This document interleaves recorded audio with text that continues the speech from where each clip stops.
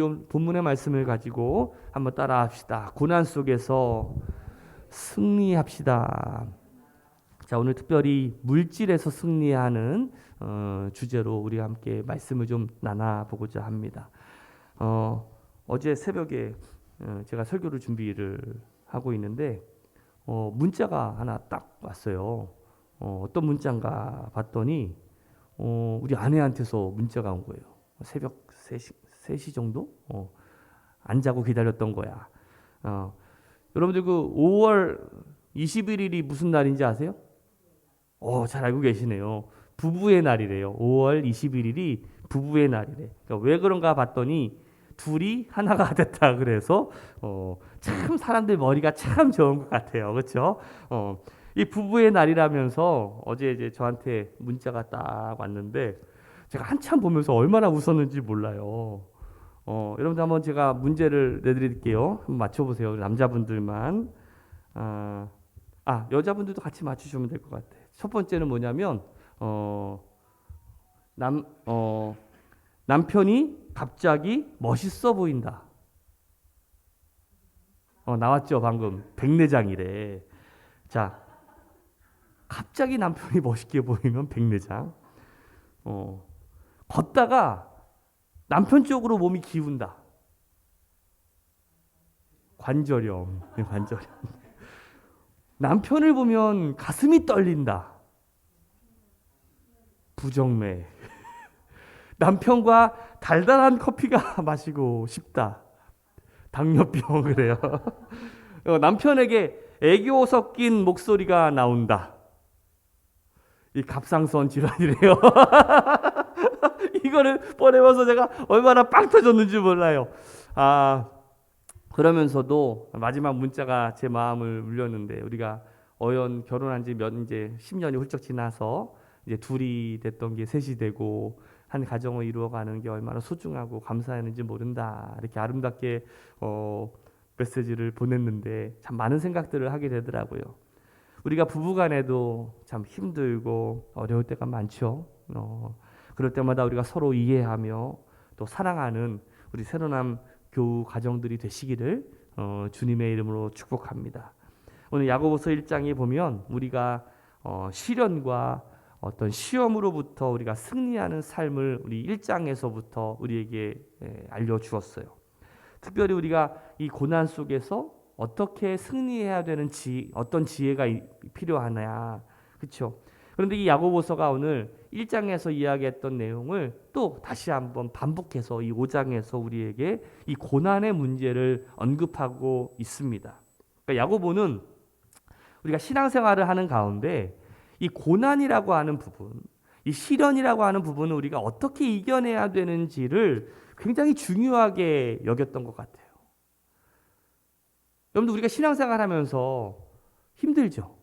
그리고 어려울 때 많이 있죠. 때로는 목사님 때문에 힘들고, 때로는 우리 성도들 때문에 힘들기도 하고, 때로는 나 때문에 힘들기도 하고, 그렇죠? 그러니까 참 신앙생활 하면서 참 신앙생활을 여러분들 쉽게 하는 것은 좀 어려운 것 같아요. 그렇죠?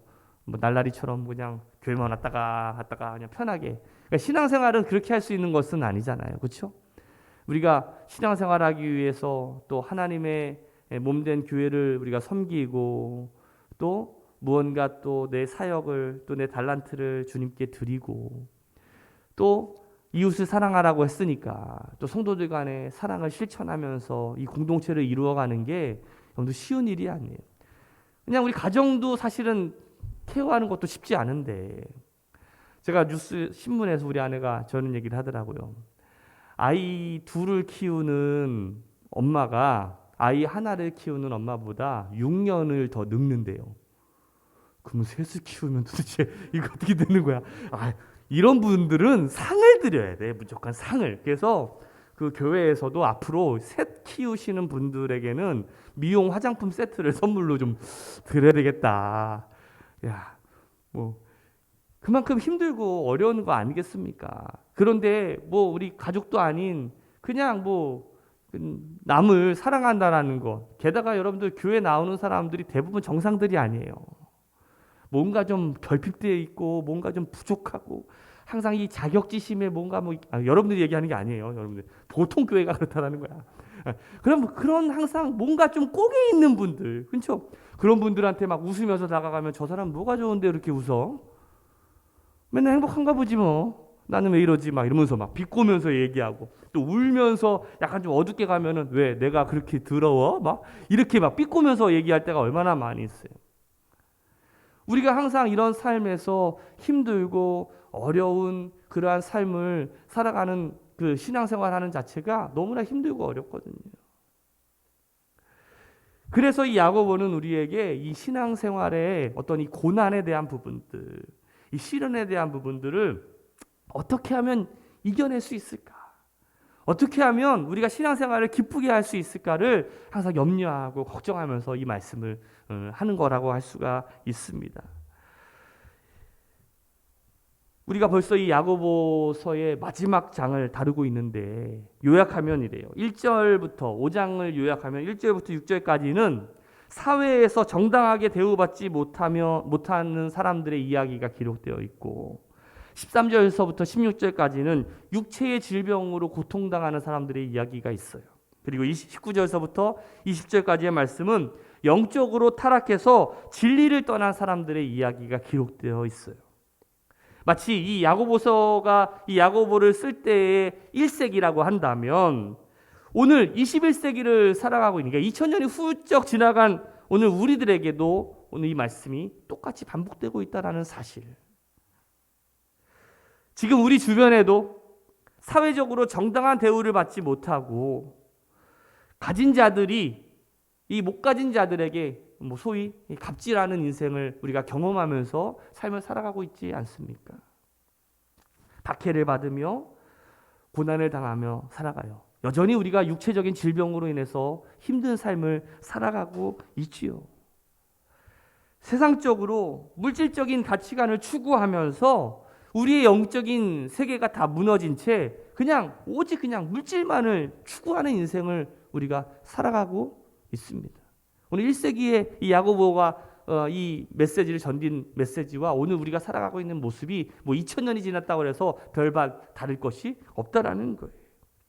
이런 상황 속에서 오늘 야고보는 우리에게 이 고난에서 승리하는 삶을 우리에게 이야기하고 있어요.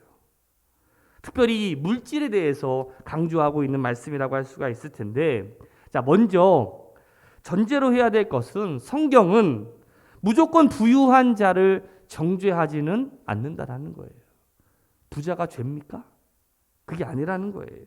오늘 본문에서 말하는 이 부자는 잘못된 방법으로 부자가 되었다라는 거예요.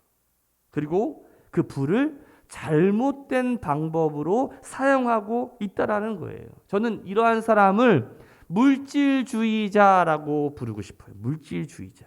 약간 좀 네거티브한 느낌이 들죠. 오직 돈, 오직 물질만을 그 인생의 최고의 가치로 두고 가장 중요한 목표로 삼고 살아가는 사람들. 그런 사람들을 제가 뭐라고 부른다고요? 물질주의자. 하나님 말고 다른 소중한 가치들이 참 많이 있잖아요. 그런 가치들을 무시한 채 오로지 돈이면 최고다라고 하는 어떤 물질을 추구하면서 살아가는 사람들의 모습에 대한 이야기입니다. 이런 물질의 어떤 물질주의자들이 어떻게 돈을 버는가 성경에 보니까 이렇게 표현하고 있어요. 4절 말씀 한번 읽어볼까요? 시작. 보라 너희 밭에서 추수한 품꾼에게 주지 아니한 삭이 우는 소리가 만군의 주의 귀에 들렸느니라. 지금 어떤 장면인지 여러분들 기억하시죠? 이 주인들이 이 품꾼의 그 돈을 어떻게 해요? 띵겨 먹었어요. 그렇죠? 주지 않았다는 거예요. 오늘 구약 성경에 기록된 이 모세의 율법은 이 우리와 하나님 사이에 대한 관계를 알려주고도 있지만 우리 인간들 사이에서 어떻게 관계를 해야 되는지도 알려주고 있잖아요. 이 신명기 24장 14절과 15절 말씀을 보면 같이 한번 읽어볼까요? 궁궁하고 비난한 품꾼은 너희 형제들의 그를 학대하지 말며 그 품삯을 당일에 주고 해진 후까지 미루지 말라.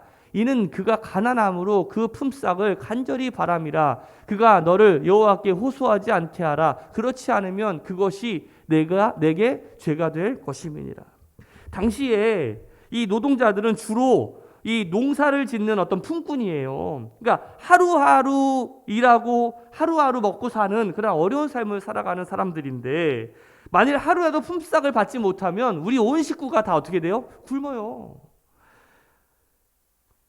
그러한 절박한 상황에 있는 사람들에게 오히려 그들의 품값을 어떻게 해요? 띄어먹고 주지 않는 그러한 모습들이 나타난다는 거예요. 레위기 19장 13절에도 마찬가지예요.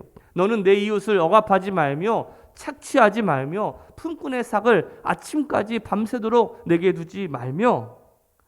자, 하나님은요, 가난한 자들에게 대한 어떤 구체적인 관심을 가지고 계시다라는 사실이에요. 여러분들 이거를 기억하셔야 돼요. 하나님은 어렵고 가난한 그러한 사회적으로 우리가 보기에 약자라고 할 수 있는 이러한 사람들에 대해서 끊임없이 관심을 갖고 계시다라는 거예요. 예레미야 22장 13절에도 마찬가지예요. 불의로 그 집을 세우며 부정하게 그 다락방을 지으며 자기의 이웃을 고용하고 그의 품삯을 주지 아니하는 자들에게 화가 있을진저. 다시 말하면 이런 악한 자들을 통틀어서 물질주의자라고 제가 표현한다고 한다면, 이러한 사람들은 어떤 자신의 부를 위해서 일하는 사람들, 그 간절한 하루하루 벌어서 그냥 하루하루 입에 풀칠하는 그 사람들의 그 돈까지도 착취하며 그 돈을 벌고 어떻게 보면 소위 그렇게 빼앗아가는 그러한 인생을 살아가고 있다라는 거예요. 한 걸음 더 나아가서 6절의 말씀을 봅시다. 6절의 말씀을 보면 6절이 없네. 제가 한번 읽어봐 드릴게요. 너희는 의인을 정죄하고 죽였으나 그는 너희에게 대항하지 아니하였느니라. 자, 이 말씀은 갑자기 그 어떤 착취에 대한 이야기를 하다가 조금 다른 이야기를 하는 것 같은데, 이게 어떤 이야기냐면요, 바로 부자들이 이 품꾼들의 품삯을 주지 않았잖아요. 착취하고 그 돈을 오히려 축적합니다. 그러니까 당연히 받아야 될 임금을 받지 못하는 그런 사람들이 어떻게 하겠어요? 가만히 있겠습니까? 아니요, 참을 수 없어요. 그래서 법정에다가 그들의 고용주를 고발해요. 고발하는데, 그랬더니 법관들이 한 말이 이 6절의 말씀이에요. 너희는 의인을 정죄하고 죽였으나 그는 너희에게 대항하지 아니하였느냐. 오히려 그 피해자 코스프레라고 할 수가 있겠죠. 그러니까 부자들이 이 뇌물을 사용해서 법관들을 사주해가지고 자신들의 잘못을 정죄하고 오히려 자신들이 오히려 핍박을 당하는 사람들이다. 그런데 우리가 야고보서 2장 6절에 보면 너희는 도리어 가난한 자를 업신여겼도다. 부자는 너희를 억압하며 법정으로 끌고 가지 아니하였느냐라는 말이 있잖아요. 마찬가지로 오늘날의 모습과도 별반 다르지 않다라는 거예요. 여러분들 유전무죄, 무전유죄라는 말 들어보셨죠? 이런 말이 우리가 상용화될 정도로, 뭐 이 말을요 우리 딸아이도 알아요. 초등학교 학생인 딸도 알 정도로 이 잘못된 방법으로, 악한 방법으로 부를 축적하면서 가난한 사람들을 더욱더 힘들게 하는 그러한 모습들을 하나님께서는 기뻐하시지 않는다라는 거예요. 우리 1절 말씀에 이 야고보는 우리에게 이렇게 경고하고 있습니다. 한번 읽어볼까요? 시작. 들으라 부한 자들아, 너에게 임할 고생으로 말미암아 울고 통곡하라. 오늘 본문 2절과 3절 말씀에 보면 너희 재물은 썩었고 너희 옷은 좀 먹었으며 너희 금과 은은 녹이 슬었으니 이 녹이 너희에게 증거가 되며 불같이 너희의 살을 먹으리라. 너희가 말세의 재물을 쌓았도다라고 말씀하고 있어요. 여러분들 우리가 꼭 기억해야 될 것은, 성경은 돈을 부정적으로 생각하는 것은 아니에요. 그러니까 엄밀히 말하면 가치 중립적이라고 할 수가 있는 거죠. 돈이 여러분도 우리 인생에 필요하죠. 그런데 이 돈을 어떻게 쓰느냐에 따라서 하나님의 사업에 쓸 수도 있고요, 악한 일에 쓸 수도 있는 거예요. 인생에 있어서 이 돈이 또 물질이 필요하다라는 것을요, 성경은 부정하지 않습니다. 성경이 경고하는 것이 무엇입니까? 이 돈을 가장 우선순위로 여기는 거예요. 하나님보다 이 돈을 더 위에 놓고 최고의 우선순위로 여길 때 그것을 경고하고 있는 거죠. 이 물질주의자들은요, 이 물질을 어떻게 사용해야 되는지, 그러니까 엄밀히 말하면 우리들도 마찬가지인 것 같아요. 우리가 그리스도인으로서 우리가 돈을 어떻게 사용해야 되는지 올바른 어떤 물질관, 이 물질에 대한 철학이 우리 가운데 반드시 필요합니다. 디모데전서 6장 10절 말씀에 보면 이 돈을 우리가 어떻게 사용해야 될지를 모르고 그냥 돈만을 모으는 것을 즐기는 사람들에게 이렇게 경고하고 있어요.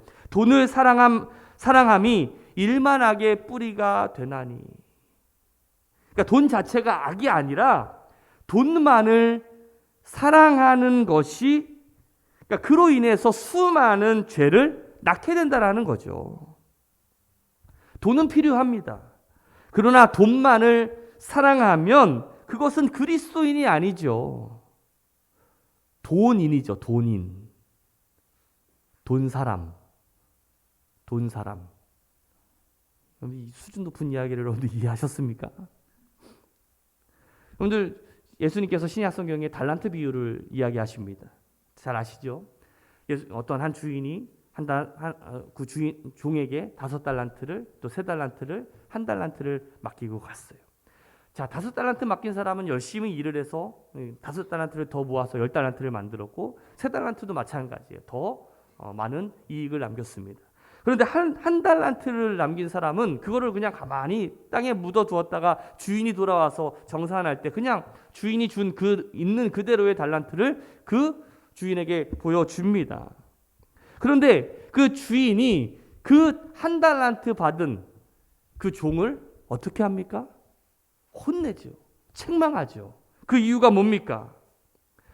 그 돈을 사용하지 못하고 그냥 가만히 두었다라는 거예요. 물질을 모으는 것도 중요하지만 여러분들 어떻게 사용하느냐가 굉장히 중요하다라는 거예요. 우리에게 이 물질을 올바로 사용할 수 있는 어떤 철학이 없다면 우리 또한 실패한 인생을 살아갈 수밖에 없다라는 거죠. 왜냐하면 돈이라는 것은 우리의 삶에 어떻게 보면 가장 중요한 부분이기 때문에 그래요. 모으는 것도 중요하지만 그 돈을 어떻게 사용하느냐, 나의 물질관은 어떻고 나의 물질에 대한 철학이 어떤가, 우리가 한 개인의 어떤 인격과 또 그 사람의 어떤 영적인 상태를 우리가 보려면 그가 어떻게 물질을 사용하고 있는지를 보면 알아요. 제가 딱 한마디로 여러분들 다 신용카드 내역서 저한테 갖다 주세요 그러면 여러분들의 신앙생활이 어떻게 하는지 제가 다 알 수 있다니까. 그래서 오히려 목사보다 요즘에 누가 더 여러분들의 삶을 잘 알고 있냐면 카드 회사가 훨씬 더 잘 알아요.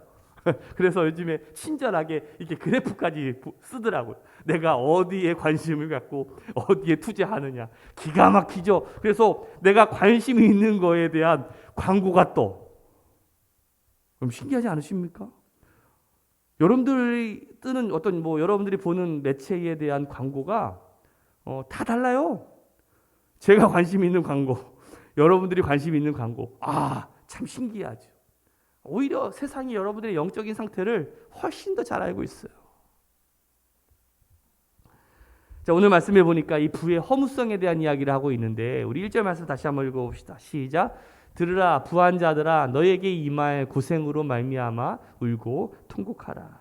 자, 역사적으로 그러니까 실질적으로 그때 당시 돈을 벌었던 그리고 많이 부자가 되었다라고 자부했던 이스라엘 백성들의 많은 사람들이 이 야고보가 이 편지를 썼을 때 불과 10년을 넘기지 못하고 주 70년에 어떤 일이 일어났어요? 예루살렘 성이 무너졌어요.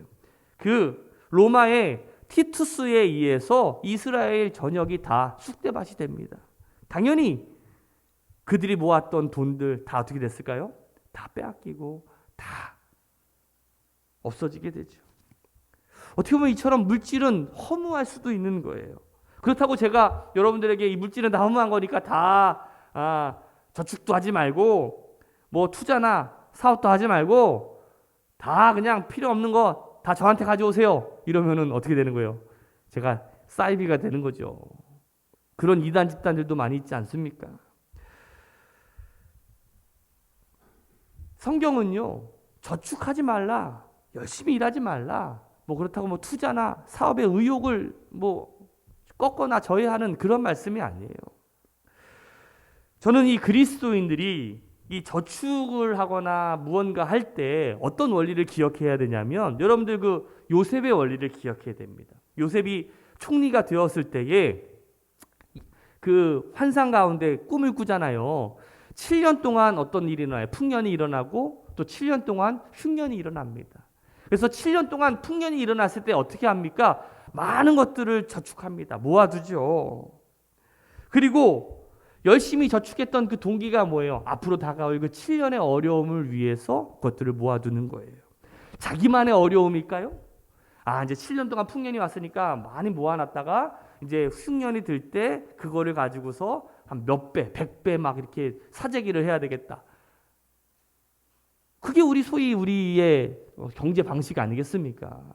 그런데 요셉은 그런 의미가 아니었죠. 나뿐만이 아니라 내가 그것을 가지고 이익을 남기려고 하는 것이 아니라 우리의 공동체, 그리고 어려운 사람들을 돕고자 하는 그 순수한 동기가 있었다라는 거예요. 이기심에 대한 어떤 저축이 아니라 하나님과 이웃을 향한 어떤 선한 저축에 대한 철학을 가지고 있었다라는 것이죠. 우리 감리교회의 창시자 이 존 웨슬리는 이렇게 이야기합니다. 물질에 관해서 그리스도인들이 가져야 될 중요한 철학이 있다라는 것. 그것을 셋으로 요약하면 이거예요. 첫 번째는 뭐예요? 열심히 일해라. 우리 열심히 일해야 됩니다. 두 번째, 열심히 저축해라. 그리고 세 번째, 하나님과 의를 위해서 쓰는 것. 어떤 사람들은 모든 일에만 열심히 하는 사람들이 있는 것 같아요. 잘 쓸 줄 모르는 사람이 있어요. 어떤 사람들은 모을 줄 모르고 그냥 막 쓰기만 하는 사람들이 있는 것 같아요. 균형을 잘 이루어야지. 내가 왜 돈을 모으고 내가 어떤 일에 돈을 써야 되는지에 대한 분명한 철학이 있을 때 우리들의 어떤 영적인 상태나 우리들의 삶이 어떤 가치 있고 의미 있는 인생을 살 수 있다라는 거예요. 저는 우리 새로운학교 성도들이 오늘 여러분들이 다시금 올바른 물질관과 또 올바른 물질에 대한 철학이 정립되는 시간들이 되시기를 주님의 이름으로 축복합니다. 우리 성경에서 우리 올바른 재정을 또 올바른 이 물질에 대한 철학에 대한 말씀이 이 디모데전서 6장 17절의 말씀이에요. 이걸 우리가 꼭 기억했으면 좋겠어요. 같이 한번 읽어봅시다. 시작. 내가 이 세대에서 부한 자들을 명하여 마음을 높이지 말고 정함이 없는 재물에 소망을 두지 말고.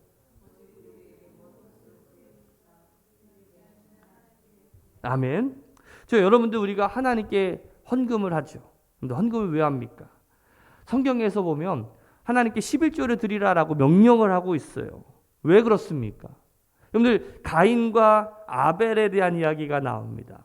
여러분들 그 가인과 아벨이 이제 때가 되어서 하나님께 이제 예배할 때 제물을 하나님께 드리죠. 근데 거기에 아벨의 제물은 받으셨지만 그 가인의 제사를 받지 않으셨다라고 이야기하고 있어요. 왜 그랬을까?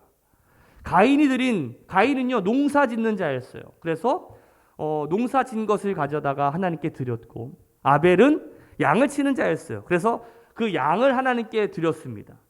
어떤 성경학자는 피가 없었기 때문에 그렇다라고도 이야기하지만, 만약에 그렇다면 하나님은 너무나 좀 뭐랄까요? 좀 형평성에 어긋나신 분이세요.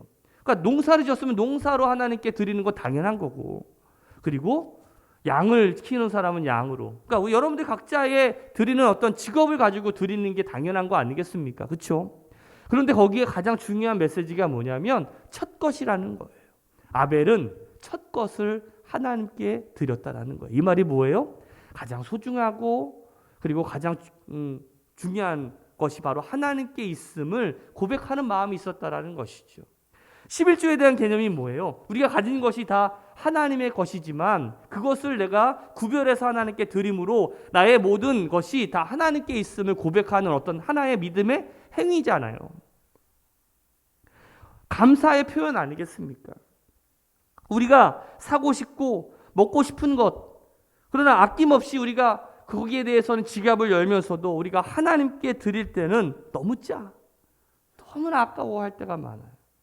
어떤 주일학교 아이가 이제 교회를 가기에 앞서서 엄마가 이렇게 500원을 딱 1,000원, 500원짜리 두 개를 주면서 요거는 헌금하고 요거는 올 때 사 먹어라 라고 줬어요. 동전 500원짜리 두고서 딸랑딸랑 하다가 갑자기 동전 하나가 탁 떨어진 거야. 떼고 굴러가지고 하필이면 맨홀 속으로 딱 빠져버렸네. 그때 그 아이가 뭐라고 얘기합니까? 헌금이 없어졌네. 근데 이게 우리의 마음이라는 거예요. 이것을 여러분들 꼭 기억해야 됩니다. 돈으로 침대를 살 수 있지만 돈으로 잠을 살 수는 없다. 돈으로 집을 살 수는 있지만 돈으로 참된 가정을 살 수는 없다. 돈으로 약을 살 수는 있지만 돈으로 건강을 살 수는 없다. 돈으로 쾌락을 살 수는 있지만 돈으로 행복을 살 수는 없다. 돈으로 금 십자가, 금 목걸이는 살 수 있지만 돈으로 예수 그리스도를 살 수는 없다라는 거예요. 오늘 야고보는 우리에게 종말론 의식을 가지며 살아가라라고 말씀하고 있어요. 그럼 종말론 의식이라는 게 뭡니까? 곧 이제 다가올 심판을 우리가 준비하면서 삶을 살아가라라는 거예요. 여러분들 마지막 심판을 여러분들 믿으십니까? 그 마지막 심판 때 하나님께서 여러분들의 모습을 하나님께서는 이제 반드시 결산하는 날이 올 거예요. 그러면서 여러분들이 생애에서 어떻게 선행을 하고 어떤 사람들, 어려운 사람들을 돕고 또 여러분들의 돈을 가지고 어떻게 썼는지를 분명히 하나님께서 여러분들의 삶을 결산할 때가 온다라는 거예요. 오늘 야고보는 우리에게 그 날을 준비하며 지금부터 우리에게 올바른 삶, 그 믿음의 삶, 그런 것들을 살라라고 우리에게 어떻게 보면 명령하고 있다라고 할 수가 있어요. 우리가 가진 것으로 어떤 일을 하고 또 어떤 마음으로 또 이웃을 대하고 또 우리의 돈으로 또 어떤 선한 사업에 사용하고 있는가를 반드시 결산하는 날이 온다는 것이. 돈을 버는 것이 나쁜 일은 아니라는 거예요. 그러나 우리의 시선이 돈에만 가 있다거나 돈에만 우리의 마음이 빼앗겨 있다면 다시 한번 우리의 삶을 돌아보고 올바른 물질관을 가지고 우리의 모든 것이 하나님께 있음을 우리가 기억하고 나에게 맡겨진 것이 어떻게 보면 하나님께서 청지기 같이 나에게 주신 거구나. 잠시 맡겨주신 거구나.